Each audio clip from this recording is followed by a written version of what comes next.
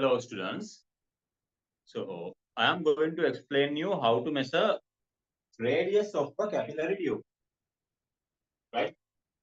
Radius of a capillary tube using digital method use of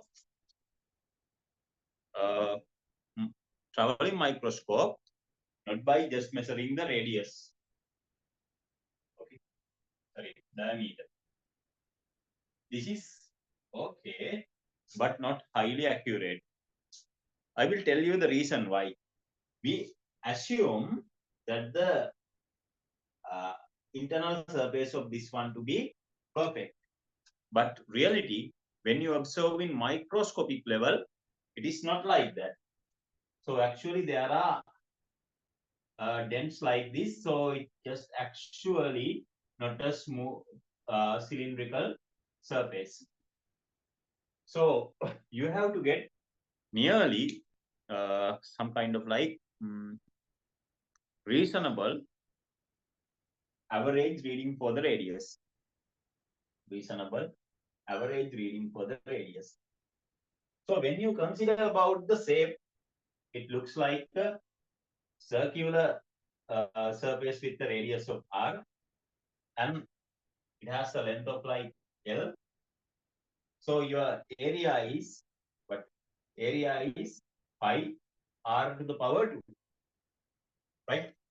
So the volume will be area into length. So area is pi r power 2 and L.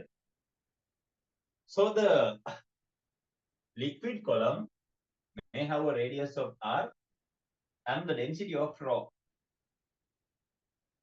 When you just measure this one, you assume this meniscus is negligible, and you are going to keep the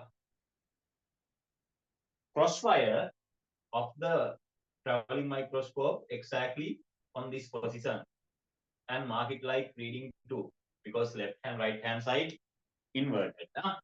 You actually take the reading at right here, actually the right hand side reading, and the left hand side reading is over here because of the lateral inversion. That is R1. This is the actual left. Okay. Now using this one, you can just measure the length between these two. And you typically know what is the density of the material. This is given in the data booklets about this one as 13,600 kg m minus 3. Occupied values from data booklets about the density of mercury. You don't want to remember these things because this data will be provided with the question itself. Okay. Now you are going to find out the density. How it is going to, sorry, density equation is mass over volume. So the mass will be density into volume. This is grade 10 O-level equation from your science book. So now you can find out the mass using kind of like a electronic balance very accurately. Firstly, you measure the mass of this empty capillary tube. So finally, you can just fill certain amount of mercury to this one measurable length using an injection syringe or some other way. Suction method also there.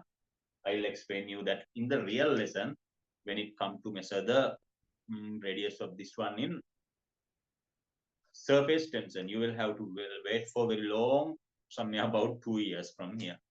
No need to worry about it. Okay. Very last few lessons, one of the very last few lessons. Here, just a mere superficial appearance of this one, because for the beginners, you are not getting definitely bigger questions. Just testing your basic knowledge.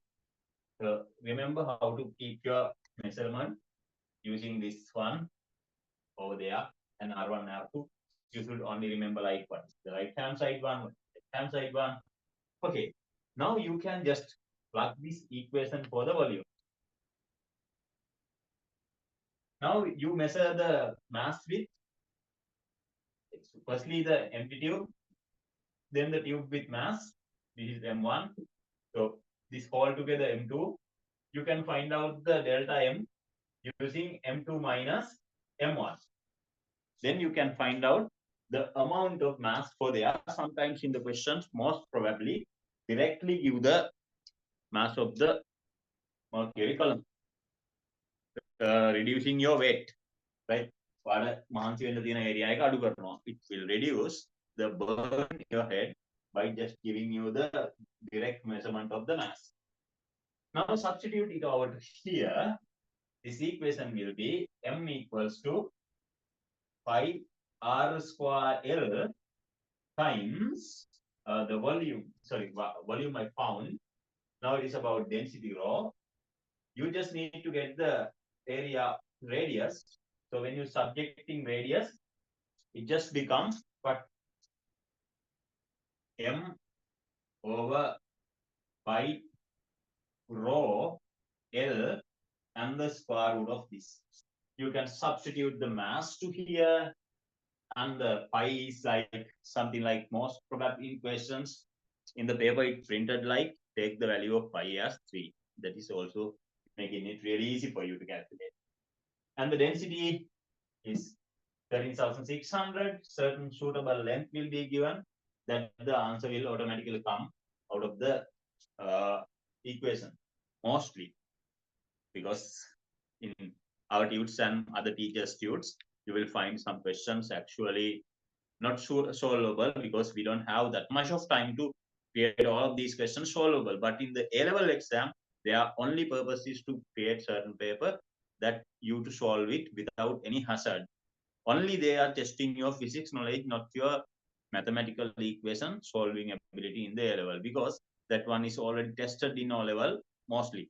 But in all the syllabuses, they just gave most of the questions with referring to the logarithmic tables to test, because in the past, very older papers like 1990s, the physics content was very easy to apply. You can do those questions like a 30-minute question within like 5 minutes.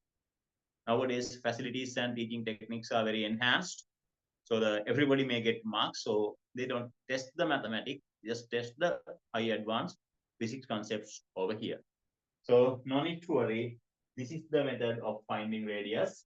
And two additional tips I'm going to give you, not regarding the traveling microscope. You can use a spherometer to measure the thickness of a coin or a slide even. So this is the slide or the coin.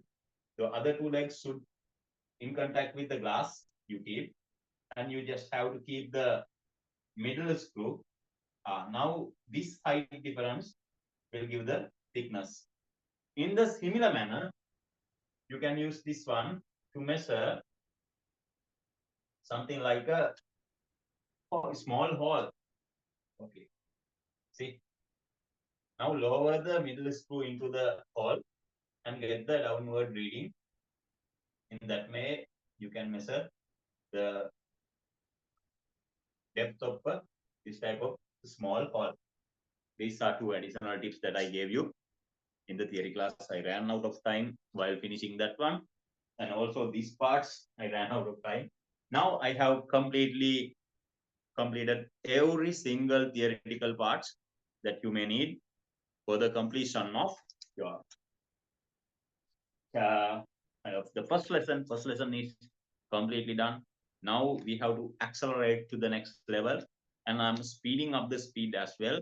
I was just waiting for building your thinking capacity until for the competence level of A level. Now you have gained the competence level. I'm confident about you. You have already confident about yourself. So from the next week onward, we are going to start vectors. That is the starting point of the second unit of what? Mechanics. Then only we are going to accelerate and finish the things very faster. So students, we are going to start up with accelerated mode. So get ready for that. God bless you.